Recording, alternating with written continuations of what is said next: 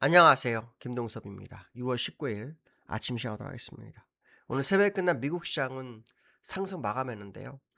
다우는 소폭 상승했고 나스닥은 1.9%, 그다음에 나스닥의 주종목이 있는 필라델 반도체 지수가 6.4% 상승하면서 시장을 상승으로 이끌었습니다. 미국 시장의 상승의 출발점은 트럼프 대통령이 이란과의 MOU에 서명을 했다라는 이슈가 아시아 시장이 열릴 때 나왔죠. 그러면서 아시아 시장에서 국내장이나 뭐 일본, 대만은 오르는 그런 상황이 발생했고요. 그 영향이 미국 본시장에도 미치는 그런 상황이 됐습니다. 트럼프 대통령이 원래 19일 정도에 뭐 벤스 부통령이 스위스 제네바에 가서 뭐 "서명을 할 거다." 뭐 이랬는데 트럼프 대통령이 가지 않고 다 서명을 했다. 뭐 이렇게 뉴스가 좀 나왔죠. 이로 인해서 일단 시장에는 불확실성이 하나가 해소가 됐죠. 이란과의 종전에 대한 양해각서가 서명이 뭐 호르무즈 해협을 이제 정상화시켰잖아요, 60일 동안. 뭐 완전히 아닙니다. 지금부터 이제 본 협상이 진행이 됐는데 60일 동안 완전 무료가 되면서 일단 원유 공급의 불확실성이 해소된 거죠. 예, 그러한 어떤 이슈가 시장을 이끌었다, 이렇게 보시면 될 것 같고요. 근데 또 그 과정 속에서 호르무즈 해협이 정상화 됐는데 뭐 호르무즈 해협에 대해서 뭐 "새로운 시스템을 도입할 거다."라는 식의 뭐 이란의 발언이 좀 있었고요. 또 이란 최고 지도자가 저기 뭐야, X에다가 그 합의 내용을 공개했죠. 거기에 내용을 보면은 핵에 대해서는 구두 합의만 했다고 합니다, 구두 합의. 그래서 이런 부분을 보았을 때 미국이 약간 "다 내준 거 아니냐." 뭐 이런 발언도 좀 있는 상황이고요. 필라델피아 반도체 지수가 6%나 올랐는데요. 인텔이 6% 올랐고 엔비디아가 2.9%, 마이크론이 8.7%, 샌디스가 11% 올랐습니다. 그 영향이었는데요. 이유는 트럼프 대통령이 이런 발언을 했어요. "애플이 미국에서 칩을 설계하고 생산하기 위해 인텔과 협력하기로 했다."라는 어 언급을 해요. 그 언급으로 인해서 일단 주가가 좀 오르는 그런 상황이 발생했고요. 사실 어제 우리나라 시장은 먼저 좀 선반영을 한 것으로 좀 보이는데 오늘도 또 상승을 할지 한번 지켜볼 필요성이 있겠다. 뭐 이 정도 얘기를 해야 될 것 같습니다. 유가는 소폭 하락하는 그 흐름이 있었던 하루였다, 이렇게 보시면 될 것 같고요. 근데 사실 어저께는 미국도 만기였어요. 그래서 만기에 대한 어떤 모습이 시장에 영향을 미친 게 아닐까라는 생각도 좀 해 보고 있다, 이렇게 보시면 될 것 같고요. 일단 미국 시장이 상승을 했기 때문에 우리나라 시장도 상승 출발이 예상되는 그런 상황은 맞지 않나, 이렇게 해석을 해 봅니다. 기술적으로 시장의 모습을 좀 보시면 일단 다우는 장 초반에 0.89% 갔다가 제자리로 끝나는 그런 상황이죠. 제자리로 끝나면서 5 일선에 걸쳐 있는 모습이고요. 나스닥은 올랐는데요. 지난번 전고점을 향해서 가지 못했어요. 이틀 동안 음봉이 나왔었잖아요. 첫날 1%, 어저께 1.58% 하락했던 부분을 오늘 1.9% 이렇게 메꿔준 정도예요. 그러니까 우리나라 시장이 사실은 어떻게 보면 반도체가 더 심하게 움직이는 그런 상황이었고, 나스닥은 쪼끔 다른 흐름이 좀 있습니다. 필라델 반도체 지수는 쓰리봉이 됐습니다, 쓰리봉. 그러니까 어디서 추가로 갈장같이 이제 봐야겠죠. 예, 1, 2, 3에 걸쳐 있는 상황입니다. 그래서 사실 한 7.3% 까지 갔다가 밀리는 흐름이었고요. 기술적으로는 요런 식의 모습이 나왔죠. 예, 그래서 돌파가 되지 못하는 흐름이 좀 있습니다. 그래서 요 모습도 향후 어떤 시장의 모습이 있는지를 한번 지켜봐야 될 것 같다, 이렇게 보시면 될 것 같고요. 그다음에 유가에 대한 부분인데요. 국제 유가가 사실은 일단 70불대로 내려왔잖아요. 그쵸? 국제 유가가 70불대로 내려왔어요. 내려왔는데 더 안 내려갑니다. 이것도 좀 특이합니다. 트럼프 대통령이 MOU에 서명을 했다 하면은 사실은 장대 음봉이 나와야지 정상이죠. 장대 음봉. 근데 장대 음봉은커녕 오히려 122 선의 지지력 테스트를 이틀 연속을 하면서 양봉이 딱 생겨 버립니다. 물론 상승은 못 했습니다. 상승 못 했지만 일단 양봉이 두 개가 나오는 기이한 흐름이 봅니다. 여기 정도 되면은 유가가 사실 여기서 끝날 게 아니라 더 내려와서 제가 지금 하단선 그은 데까지 지금 와야 됩니다, 63불. 근데 요거까지 못 오는 것도 매우 특이하다. 뭐 쪼금 시장에서 간 보는 건지까지는 모르겠지만 트럼프 대통령이 서명을 하는 과정, 서명을 했지만 내려오지 않는 건 좀 이해가 안 된다. 이렇게 보면 될 것 같고요. 아마 본 협상에서 유가가 내려오려나라는 생각도 한번 해 봐야 될 것 같고요. 원 달러가 좀 특이합니다. 어저께 국내 원 달러가 본장에서 1,527 원에 끝났어요.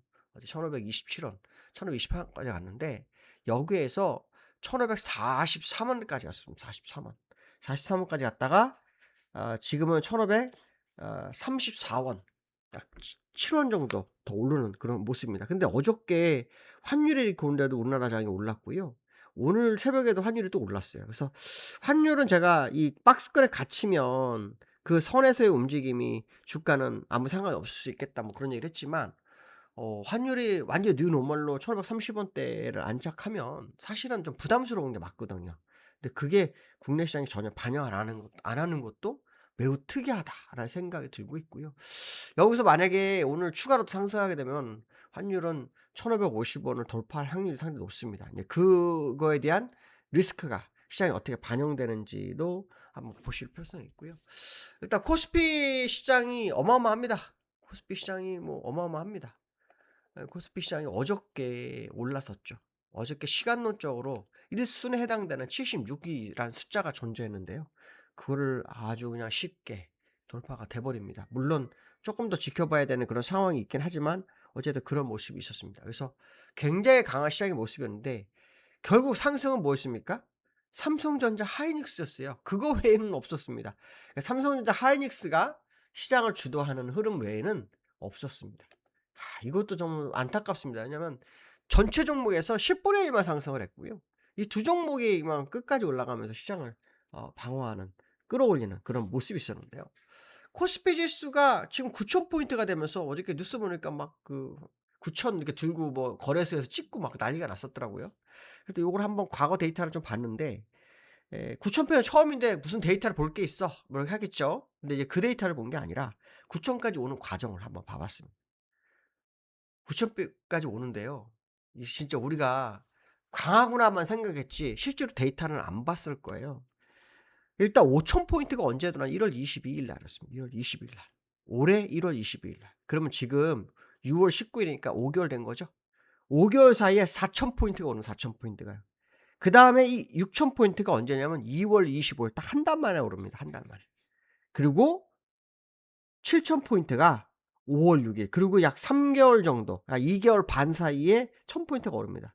그러더니 8,000 포인트 올라가는데 정확하게요. 8거래일 걸렸습니다. 5월 15일 5월 6일 날 7,000 피를 찍고 5월 15일 날 8,000 피를 찍었습니다. 그리고 9,000 피를 지금 6월 18일 날 찍었어요. 19일 18일 날 찍었습니다. 그러니까 얼마 걸립니까? 한 달 걸린 겁니다. 1,000 포인트 올랐는데 한 달이 걸린 겁니다. 한 달씩 걸린 겁니다. 거의 대부분. 와 어마어마하죠. 그쵸? 일단 뭐 지금 시장에서는 1만 피 얘기가 나오고 있습니다. 뭐 못 간다는 보장은 말은 못 하겠습니다만 진짜 "대단합니다."라는 정도 얘기는 확실한 것 같습니다. 예 '대단하다.'라는 정도는 거의 확실한 것 같다. 이런 해석을 해 보고 있습니다. 뭐 코스피가 삼성전자 하이닉스의 영향을 받아서 어마어마하게 상승하는 것만큼은 사실이죠. 예. 그만큼은 사실입니다. 그래서 오늘도 지금 미국 시장의 상승으로 야간 선물이 좀 올랐어요. 네, 그 영향을 받을 것으로 보이는데 일단 삼성전자 하이닉스 외에는 가는 종목이 없다는 겁니다. 이게 참 어렵습니다. 삼성전자 하이닉스가 이 정도 상승하면 사실은 지금쯤이면 개별 종목으로 낙수 효과가 있어야 됩니다. 근데 삼성전자 하이닉스가 너무 가니까 개별 종목에서 매매하는 사람들이 개별 종목으로 안 가는 겁니다. 오히려 삼성전자에서 그냥 계속 그 매매가 이루어지는 그런 상황이 연출되고 있다라는 거죠. 그래서 오늘도 어떤 흐름이 나올지는 좀 지켜봐야 되겠지만 좀 이격이 없습니다. 삼성전자 하이닉스 차트를 좀 보면 죄송합니다. 삼성전자 하이닉스 차트를 좀 보면 일단 삼성전자 보시면 거의 코스피랑 똑같죠, 차트가. 코스피랑 그 차트가 거의 똑같습니다. 그래서 지금 뭐 더 오르려면 더 오를 수 있습니다. 근데 특징이 있습니다. 삼성전자 하이닉스의 시가총액이 점점 좁혀서 한 8% 9%까지 좁혀졌습니다. 이렇게 되면 하이닉스가 앞지른다는 얘기가 나올 수도 있습니다. 근데 이게 가능할까에 대한 부분. 하이닉스가 삼성전자를 앞지른다? 얼마 전 리포트에 "삼성전자를 하이닉스가 앞지르게 되면 시세가 꺾이는 자리가 될 거다." 이런 뉴스 리포트도 한번 있었는데 맞는지 안 맞는지 모르겠습니다. 어쨌든 그 모습을 좀 보셔야 될 것 같고요. 그다음에 하이닉스가 완전히 뭐 올라오는 상황이죠. 그래서 이격적으로는 굉장히 부담스러운 하이닉스와 삼성전자의 위치가 있는데 이걸 어떻게 끌고 갈지 한번 계속 지켜보도록 하겠습니다. 오늘 여기까지 하겠습니다. 감사합니다.